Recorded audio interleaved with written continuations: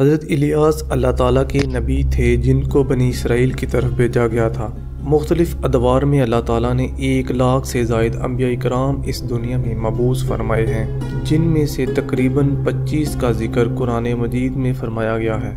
علماء نسب کے مطابق حضرت الیاس جناب موسیٰ علیہ السلام کے بھائی ہارون علیہ السلام کی نسل سے ہیں۔ چنانچہ حضرت الیاس علیہ السلام کا ذکر قرآن مجید میں 2 مرتبہ آیا ہے۔ حضرت الیاس علیہ السلام کو بنی اسرائیل کے جس قوم کی طرف بھیجا گیا تھا، وہ جس بت کی پوجا کرتے تھے اس کا نام بال تھا، اسی وجہ سے قوم کو بال بک کہتے ہیں۔ قرآن مجید میں اللہ تعالیٰ کا ارشاد ہے، جب اس نے اپنی قوم سے کہا، کیا تم اللہ سے نہیں ڈرتے؟ کیا تم بال کو پکارتے ہو اور بہترین خالق کو چھوڑ دیتے ہو؟ اللہ تمہارا رب ہے اور تمہارے اگلے باپ دادا کا رب، لیکن انہوں نے اسے جھوٹا قرار دیا، بس وہ ضرور سزا کے لیے حاضر کیے جائیں گے سوائے اللہ کے چنے ہوئے بندوں کے۔ ہم نے اس کا نیک نام نسلوں میں محفوظ رکھا۔ سلام ہو الیاس پر، ہم نیکی کرنے والوں کو اسی طرح جزا دیتے ہیں۔ وہ ہمارے مومن بندوں میں سے تھے۔ جس قوم کی طرف حضرت الیاس علیہ السلام کو بھیجا گیا، ان کے بادشاہ کا نام احاب تھا۔ وہ اور اس کی بیوی دونوں بتوں کی پوجا کرتے تھے۔ اس کی بیوی کا نام جیزبیل تھا، جو بہت ہی ظالم عورت تھی۔ جب ایک دفعہ بادشاہ احاب دوسرے ملک میں سفر پر نکلا تو اس نے اپنی بادشاہی اس کے واپس آنے تک اپنی بیوی کو سونپ دی۔ بادشاہ کا پڑوسی نیک آدمی تھا، وہ اللہ اور اس کے رسولوں پر ایمان رکھتا تھا۔ اس کا باغ بادشاہ کے محل کے ساتھ تھا۔ وہ باغ اس کا ذریعہ معاش تھا، جس سے وہ اپنی اور اپنے اہل و عیال کی روزی روٹی کیا کرتا تھا۔ بادشاہ بھی اس کی عزت کرتا تھا، لیکن بادشاہ کی بیوی کو جب اس کے باغ کا علم ہوا تو بادشاہ کی غیر موجودگی کا موقع پا کر اس نے نیک آدمی کو قتل کر دیا اور اس کے خاندان سے باغ چھین لیا۔ جب بادشاہ احاب سفر سے واپس آیا تو اسے اس کی بیوی نے سارا ماجرا بتایا تو بادشاہ اس سے سخت ناراض ہوا۔ اللہ تعالیٰ نے حضرت الیاس علیہ السلام کو حکم فرمایا کہ ان لوگوں کے پاس جاؤ اور انہیں سچے دین کی تبلیغ کرو اور بتاؤ کہ صرف اللہ تعالیٰ سے دعا کریں، بت پرستی چھوڑ دیں۔ لیکن لوگوں نے ان کو جھوٹا کہا اور ان کی توہین کی اور اس کے علاوہ جان سے مارنے کی دھمکی دی، لیکن انہوں نے صبر کیا اور احکام کی تکمیل کی دعوت دی، لیکن ان کا رویہ دن بدن خراب ہوتا چلا گیا۔ اللہ تعالیٰ کی وحی کے مطابق الیاس علیہ السلام نے بادشاہ کو آگاہ کیا کہ تمام جھگڑے چھوڑ دو ورنہ اللہ تمہیں تباہ کر دے گا۔ بادشاہ بہت ناراض ہوا اور انہیں سخت سزا دینے اور قتل کرنے کا فیصلہ کر لیا۔ حضرت الیاس کو اس کا علم ہوا، وہ شہر چھوڑ کر ایک پہاڑ پر پناہ لینے کے لیے چلے گئے۔ وہ 7 سال تک وہاں رہے اور اپنا وقت نماز میں گزارا اور صرف پھلوں پر زندہ رہے۔ اللہ تعالیٰ نے اپنے نبی کو اپنی حفاظت میں رکھا اور ان کے مقام کو ان کی نظروں سے پوشیدہ رکھا۔ اس دوران بادشاہ کا بیٹا بدترین بیمار ہو گیا۔ لوگوں نے تمام امیدیں کھو دیں اور مایوس ہو گئے۔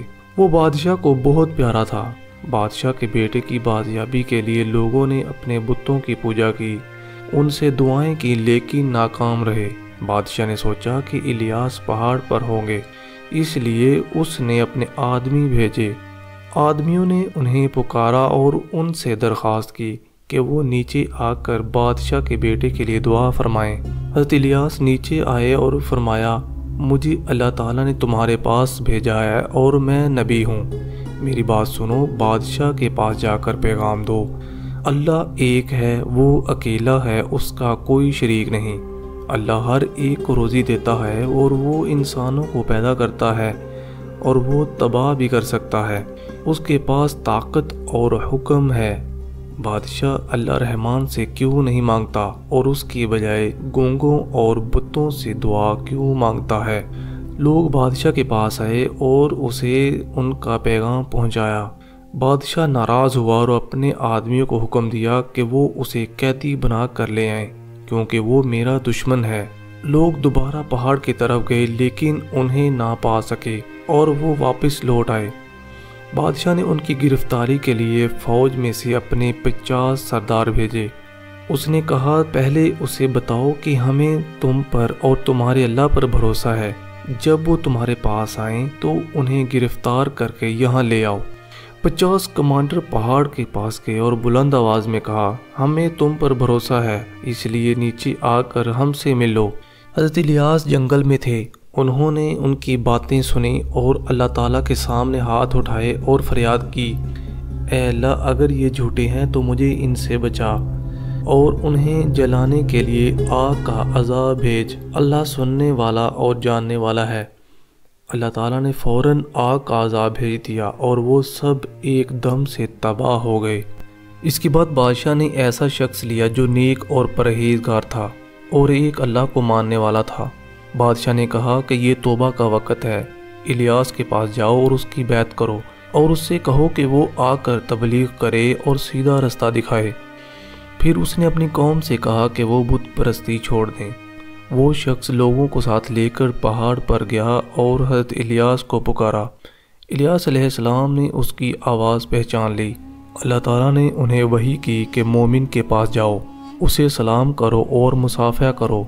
حضرت الیاس ان کے پاس آئے۔ اس شخص نے بادشاہ کا حال سنایا اور کہا کہ اگر تم نہ آئے تو بادشاہ مجھے مار ڈالے گا۔ اللہ تعالیٰ نے اپنے رسول پر وحی نازل فرمائی کہ بادشاہ کا پیغام جھوٹا ہے، وہ آپ کو اپنے کنٹرول میں کرنا چاہتا ہے اور آپ کو مارنا چاہتا ہے۔ اللہ تعالیٰ نے فرمایا کہ اس شخص سے کہہ دو کہ بادشاہ کی فکر نہ کرے، اس کا بیٹا مر جائے گا، بادشاہ غمگین ہوگا اور اسے نقصان نہیں پہنچائے گا۔ وہ شخص جب بادشاہ کے پاس پہنچا تو اس نے دیکھا کہ بادشاہ کے بیٹے کی حالت انتہائی خراب ہے اور پھر وہ مر گیا کیونکہ وہ اپنے بیٹے کی موت کے غم میں تھا۔ کافی دیر بعد جب بادشاہ کو کچھ تسلی ہوئی تو اس نے اس شخص کو بلایا جس کو حضرت الیاس علیہ السلام کے پاس بھیجا تھا۔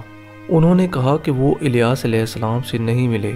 اس کے بعد حضرت الیاس نے اللہ تعالیٰ سے دعا فرمائی، ان پر 7 سال تک بارش نہ فرما اور ان کو قحط میں مبتلا فرما دے۔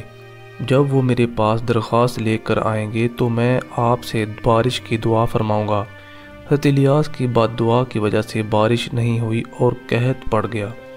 لوگ سمجھ گئے کہ یہ حضرت الیاس کی بد دعا کی وجہ سے ہے۔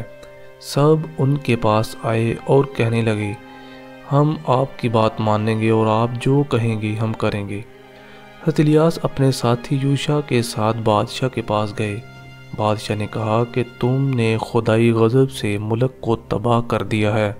حضرت الیاس نے فرمایا کہ اللہ تعالیٰ نے ان کافروں کو ہلاک کر دیا جو ایمان نہیں رکھتے تھے۔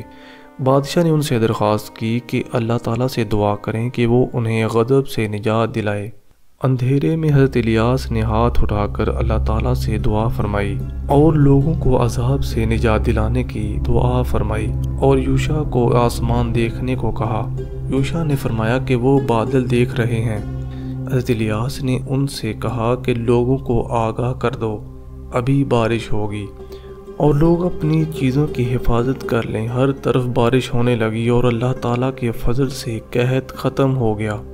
حضرت الیاس کافی دیر تک وہاں رہے۔ لوگوں نے اپنی زندگی بھی نیک کاموں میں گزاری۔ جب وہ دوبارہ حضرت الیاس کے خلاف ہوئے تو اللہ تعالیٰ کا عذاب لازم قرار رمایا۔ اچانک بادشاہ کے دشمنوں میں سے ایک نے ان پر حملہ کر دیا اور بادشاہ اور ملکہ کو قتل کر کے اللہ تعالیٰ کے پیروکار کے باغ میں پھینک دیا جس کو انہوں نے چھین لیا تھا۔ حضرت الیاس نے یوشع علیہ السلام کو اپنا وارث قرار دیا۔ اللہ تعالیٰ نے حضرت الیاس کو پروں سے نوازا اور انہیں آسمان پر اٹھا لیا، اور اللہ تعالیٰ نے یوشع علیہ السلام کو فلسطینیوں کا نبی مقرر فرمایا اور ان پر وحی نازل کر کے انہیں تمام نعمتوں سے نوازا۔ بنی اسرائیل ان کی عزت کرتے تھے اور ان کے رستے پر چلتے تھے۔